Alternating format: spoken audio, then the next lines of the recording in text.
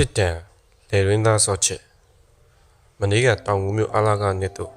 ့ကျောင်းဆရာကြီးဦးဆန်လန်ရောက်လာတယ်။ညနေပိုင်းမှာကျောင်းသားများဘလုံးကန်တာကိုဆရာကြီးကွင်းပေးမှရပ်ပြီးခဏကြည့်တယ်။ဆရာကြီးနဲ့အတူဆရာဦးလာတော်ဆရာမတော်မြင့်တီဒေါခင်ဆိုးလို့ရှိတယ်။ဆရာကြီးတို့ရှိရသူထေးဦးလန်းကြည့်လိုက်ပြီးဆရာကြီးသူ့ကိုတီးစေခြင်းသူ့ချာချာမှတ်မိစေခြင်းနဲ့ဘာလို့ရမလဲ။ထေးဦးစဉ်းစားတယ်။ထိုအချိန်မှာသူ့တန်တို့ဘလုံးရောက်လာတယ်။ထေးဦးစိတ်ကူးရပါတယ်။ဘလုံးတစ်ဖက်တင်းဘက်တော့မကံမဲ့ကိုယ့်ဘက်မှာ9စီကိုဆွဲလွယ်ဟေးကောင်တေဦးမပါလို့တာလဲကွာဟေးအောင်မလုပ်ပါနဲ့သူ့ဘက်မှာလူများအော်ဟေးပြောဆိုနေစဉ်တေဦးကကိုပြန်သွင်းလိုက်တယ်ကိုသမားလည်းအန်းသိမိကြည့်နေတယ်ဟာဒီကောင်ကဘလုံးကကိုလိုက်မှန်ပြီးဘေးထွက်သွားတယ်ဟေးကောင်ဘင်းပါလို့တာလဲထွက်ကွာမပါနဲ့သွားသူ့ဘက်မှာလူများဝိုင်းစုကြပြောကြပြီးတေဦးထွက်လာခဲ့တယ်ဆရာကြီးနဲ့ဆရာမများရှိရဘက်သို့တစ်ချက်လမ်းကြည့်လိုက်တယ်ဆရာကြီးကိုဆရာဦးလာတုံးကပြောပြနေကြတယ်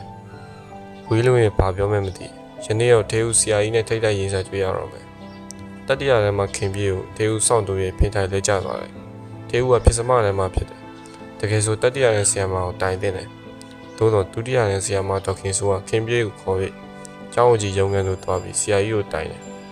ထေဦးနောက်မှလိုက်ခဲ့ဆရာကြီးရုံးခန်းသားရောက်တော့ဒေါခင်ဆိုအတန်ကိုအပြင်းမကြားတယ်ဒီကောင်လေးကတိတ်ဆိုတာဆရာကြီးဒီကျောင်းမှာသူကလူဆိုးလုံးနေတယ်ဘယ်သူမှမကြောက်ဘူးကျမတို့ဆရာမအားလုံးသူ့ကိုမရိုက်ဖူးတဲ့လူမရှိဘူးဘလူရိုက်ဘယ်တော့မှမကြောက်ဘူးပြောင်းသွားဆရာကြီးဆိုရဲဆက်ရိုက်တာမျက်ရည်တစ်စက်မှမကြောက်ဘူးအခုလေဆရာကြီးအသစ်ဆိုပြီးဆန်းတာတမန်လောက်ရရင်တော့သူကကြောက်မှာမဟုတ်ဆရာကြီးအစားရဲသူဦးကျိုးအောင်ကျိုးတော့မှရအောင်ဆရာမတော်ခင်ဆိုတာတွန်းတွန်းထိုးထိုးဦးကျိုးခိုင်းနေတယ်ကိုကြားရည်ထေဦးပြုံးလိုက်သည်မဲပြုံးသူ့ဆရာကြီးခေါ်နေရလို့ရုံငဲလွတ်လိုက်ရမှာလားဆရာကြီးဒေါခင်ဆိုးကြီးလွတ်ချင်တဲ့ကိုဖော်ပြနေတော့အမေဖြစ်လွတ်လိုက်ပါဒေါခင်ဆိုးနဲ့ခင်ပြေဆရာကြီးရုံးကမှထွက်လာသည်အပြင်မှာရက်နေတော့ဒေးကိုတွေ့နင်းကိုဆရာကြီးခေါ်ခိုင်းလိုက်တယ်ရုံးခန်းထဲမှာဆရာကြီးရှိတယ်ဒေါခင်ဆိုးကပြောပြီးထွက်သွားတယ်ဒေးဦးဆရာကြီးရုံးခန်းသို့ဝင်သွားတယ်မင်းနာမည်ဒေးဦးလားဆရာကြီးကမေးတယ်ဒေးဦးခေါင်းငိမ့်ပြသည်ပါးစပ်ကဖြေဆရာကြီးလေတန်းမှာသည်ဟုတ်ပါတယ်ဟုတ်ရင်လက်ပိုက်ဟာထေဦးလက်ပိုက်လိုက်တယ်မင်းတတိယနဲ့မိန်းကလေးကိုတွန်းလာထိုးလာလုပ်တယ်ဆိုတာဟုတ်ပါသလားဟုတ်ပါတယ်ထေဦးကမညာမန်နီအတိုင်းဝင်ခံတယ်မင်းဘာလို့အဲ့လိုလုပ်ရလဲသူကအဲ့တမ်းမှာရှိရဲ့ကျွန်တော်ညီမလေးကိုလှုပ်လို့ပါဒါဆိုရင်ဆရာမတိုင်မှာပေါ့ကမင်းဆရာမတိုင်ဘူးလားမတိုင်ပါဘူးမင်းပြောလို့ဆိုလို့ရှိရင်အဲ့ဒီကလေးမရဲ့အကူကတတ်မထဲမှာရှိရဲ့ဆိုပါစို့ကွာမင်းထက်လည်းအာကြီးရဲ့မင်းဖေးထိုင်ကြောက်တွန်းထိုးမယ်မင်းကျင်းတယ်မလားထေဦးဘာမှမဖြစ်မင်းကဒီเจ้าမှာလူဆိုးလားဆရာကြီးမေးဒီကပုံမှန်အတန်ဖြစ်တယ်ထေဦးဘာမှမဖြစ်လူဆိုးဆိုတဲ့စကားနဲ့ចောင်းသားနဲ့မလိုက်ဖက်ပါဘူးကွာငါတပည့်ကိုလူကောင်းလူလိမ့်မှာចောင်းသားပဲဖြစ်စေချင်တယ်ဆရာကြီးကထေဦးကိုလမ်းကြည့်တယ်ထေဦးဘာပြန်ပြောရမှမသိဘူးသို့တော့ငါတပည့်ကိုပြောသေးတော့သဘောကျလို့ခံစားရတယ်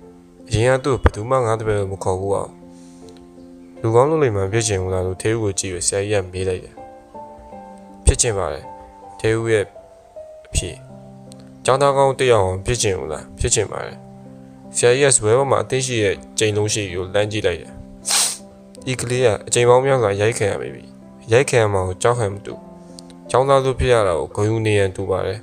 မနေ့ကညနေဘောလုံးပွဲမှာပဲဒီကလေးကိုသတိထားမိတယ်တိုင်းထဲဆရာမလည်းရခင်ဆရာကြီးချက်ပို့ပြီးလက်တံပြောင်းမှာကျင့်တတ်မဲ့ပေါ့ငါဘယ်လိုလုပ်ရမလဲကဲကြောက်ပါရောမင်းမအဖြစ်ရှိလားပြောဆရာကြီးမေးပေါ်အတန်ပြတ်နေဖြစ်ဆရာကြီးကိုထေဦးလမ်းကြည့်လိုက်တယ်ပြောလေဟုတ်ကဲ့ရှိပါတယ်ထေဦးဝင်ခံလိုက်တယ်ပြည့်ရှိရဆိုရင်တော့အပြစ်ပေးရမှာပါကွာဆရာကြီးကဇွဲပေါ်မှာကျင်းလုံးရှိကိုကောက်ယူပြီးမတက်ထားလိုက်တယ်ရိုက်ခံရတော့မြည်ကိုထေဦးနားလဲသွားတယ်ဆရာကြီးကအရက်ရှိရွယ်ရလဲရွယ်ကောင်းခွန်အားလဲကောင်းပုံရရခင်ဆရာကြီးထက်ပိုပြီးတော့ရိုက်ချက်လက်တံပြောင်းလိုက်မယ်ကိုထေဦးမျောလိမ့်နာလိုက်တယ်ဆရာပေးရဖြစ်တဲ့ခံမလားဆရာကြီးရဲ့အမေကိုထေဦးမပြေပဲနေလိုက်တယ်ဖြစ်ရမလို့တင်တော့ကြောင့်ဖြစ်တယ်ပြောလေဆရာပေးရဲ့အပြစ်ဒဏ်ခံမလားဆရာကြီးစိတ်မရှိဖြစ်သွားတဲ့တူပါတယ်မေးရဲ့လေတန်းမာသွားတယ်ခံမမယ်တေးမဖြစ်ချင်တော့လည်းဖြေလိုက်ပါတယ်အဲ့ညံထွက်လေတပည့်ကိုလာဆရာကြီးကသူ့လက်မှာကျိန်လုံးရှင်နဲ့ဇဝဲပေးနေရလို့တော့ညွှန်ပြတယ်တေးဦးနားလည်းလိုက်ပါပြီဇဝဲပေးမှာကွက်လက်ကျင်မှာအပါတရားရိုက်တော့ညီဘူးရဲ့ဆရာကြီးညွှန်ပြရဇဝဲပေးသူတေးဦးသွားပါတယ်ဆရာကြီးအသေးရဲ့လက်ရအောင်မမှန်းဆနိုင်တဲ့ရှင်ထဲမှာတောင်းလုံးလေးတေးဦးကရက်မြစ်တည်နဲ့ရိုက်ခံရအသေးအနေထားပြီးအန်ကိုတင်းတင်းကြိတ်လိုက်တယ် လက်ကိုတင်းတင်းပိုက်လိုက်တယ်တကူလုံးမှအကျော်ချင်မြောင်နဲ့တင်းထားလိုက်တယ်သူ့တွေးကြုံရဤသို့တောက်နာလေးအသားပေါ်ကိုကျလာတဲ့ဒုတ်ချက်ကိုခံနိုင်တယ်ဆရာကြီးကဒုတ်ကိုကန်တဲ့ထေးဦးဘေးကိုရောက်လာတယ်မောင်ထေးဦးကိုဆရာဘယ်လိုအပြစ်ပေးမလဲဆိုရင်ဟိုမှာကြည့်ဆရာကြီးကသူ့လက်ထဲမှာချိန်သုံးပြဖြစ်တဲ့မောင်အပြင်ကိုညွန်ပြလိုက်တယ်ဟိုစက်ကူစုံအဖြူလေးနေရာမှာဘန်နာပင်တပင်ဆိုင်ပြပါမနဲ့နေပူရင်ဆရာကြီးအခန်းပူနေအဲ့ဒီအပင်ကိုမင်းရှင်းအောင်ဆိုင်ရှင်းအောင်ရေးလောင်းအဲ့ဒါမင်းကိုဆရာကြီးပေးအပြစ်တမ်းမယ်ဆရာကြီးရုံးခဲ့ရိပ်ရအောင်တပင်လေးဆိုင်ပေးထေးဦးဘလို့မှမမျော်လင့်တာတဲ့အပြစ်ပေးခြင်းဖြစ်တယ်ဘလို့လဲစိုက်ပေးနိုင်မလားဆရာကြီးမေးလိုက်တယ်စိုက်ပေးနိုင်မှာလေဆရာကြီးထေးဦးဝမ်းသာရဖြေလိုက်ရဘာရမင်းမှာငါးပြည်ကန်ရှိပြီထေးဦးရက်တံမြင်တယ်ဆရာကြီးရုံးခဲ့ရိပ်မြင်မြရစီခြင်းပဲတတ်နိုင်တဲ့များကြီးတဲ့အပင်ကိုလိုက်ရှာခြင်းဖြစ်တယ်အဖေကြီး channel မှာရခြင်းဖြစ်တယ်ဆရာကြီးအပြစ်ပေးပုံကိုပြောပြပြီးအဖေကြီးသဘောကျပြီးသူကလည်းအမြင့်ပြားပါယူတစ်ဆိုင်တူးပြီးမြေဖို့နှစ်ယောက်ညနေပိုင်းနေအိမ်ချိန်မှာဆရာကြီးပြတဲ့နေရာလေးမှာဘာတင်ပင်လေးကိုကျင်းတူးဆိုင်ပြောနေကြတယ်ရေဆွေးထဲတယ်ခြေလောင်းတယ်နောက်တနေ့မနေ့ဆရာကြီးကြောင်းလာတဲ့အခါသူပြတဲ့နေရာမှာစိမ့်ဆူရှင်တဲ့နေရာဘာတင်ပင်လေးကိုတွေ့လိုက်ရတယ်ဘာတင်ပင်လေးဆရာကြီးမျှော်မှန်းထားတဲ့ပို့ပြီးတော့ရွယ်စားကြီးနေတယ်ဘေးမှာဝချမ်းကလေးပတ်လေရန်ချခတ်ထားတယ်ဝိကျင်တန်းကြီးမဟုတ်ဘူးတေးချလှုပ်ထားပြီးဆရာကြီးအံ့ဩနေတယ်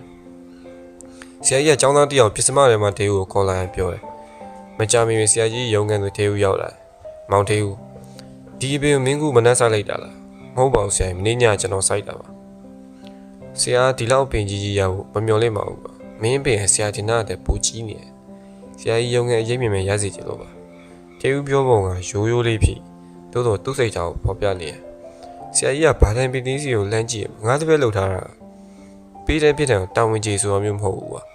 စိတ်ငါပါတယ်မင်းကလူဆိုးမဟုတ်ရုံမကောက်ဘူးကွာလူကောင်းလူလိမ့်မှာចောင်းသားကောင်းတယောက်ဖြစ်သွားပြီလို့ပြောလိုက်တယ်ဆရာကြီးကြီးကျူးစကားထေဦးရင်ထဲမှာထူးခြားစွာခံစားလိုက်ရတယ်ရခင်ကဤသို့ကြီးကျူးတော့တခါမှမခံခဲ့ရအဆူပြောအမှန်ငေါ့အရိုက်နဲ့အမျိုးမျိုးသာခံနေရဆရာကြီးကတပည့်ဖြစ်သူထေဦးကနီးရောက်လာငါတပည့်အတွက်ဆရာဝန်သားကောင်းယူပါတယ်ငါတပည့်ဆရာတင်တဲ့ပိုပြီးလိမ္မာလွယ်တဲ့ကလေးပဲဆရာကြီးတယောက်လည်းမဟုတ်ဘူးကျန်တဲ့ဆရာမတွေပါငါတပည့်ကိုချစ်ခင်လာကြအောင်လိမ္မာရဲ့ကြောင်းသားဖြစ်လိုက်စမ်းဆရာကြီးကတိုက်တွန်းစကားပြောရင်ထေဦးရဲ့ခေါင်းသူ့ရဲ့လက်ဖြင့်ညှင်းသားစွာပုတ်တက်ပေးလိုက်တယ်ဆရာကြီးရဲ့မျက်တာစကားနဲ့ကျင်နာတဲ့အပြုမှုကြောင့်ထေဦးရင်မှာကြည်နူးစွာခံစားရခြင်းနဲ့တူမျက်လုံးအိမ်မှာမျက်ရည်များပါဖို့သူစီကြလာပြင်းထန်စွာရိုက်ခဲရစဉ်ကတစမ်းမှမကြခဲ့မျက်ရည်ကျင်နာတီကိုကြည်နူးမှကြရတယ်ထေဦးရင်ထဲမှာဆုံးဖြတ်လိုက်တယ်ဆရာကြီးဖြစ်စေခြင်းကိုဆရာမအားလုံးချစ်ခင်အောင်လိမ္မာရဲ့ကြောင်းသားတယောက်ဖြစ်စေရမယ်လို့အဆုံးထိနားထောင်မယ်လို့ကျေးဇူးတင်ပါတယ် channel လေးကို subscribe လုပ်ရသေးလို့တောင်းဆိုချင်ပါတယ်ဗျ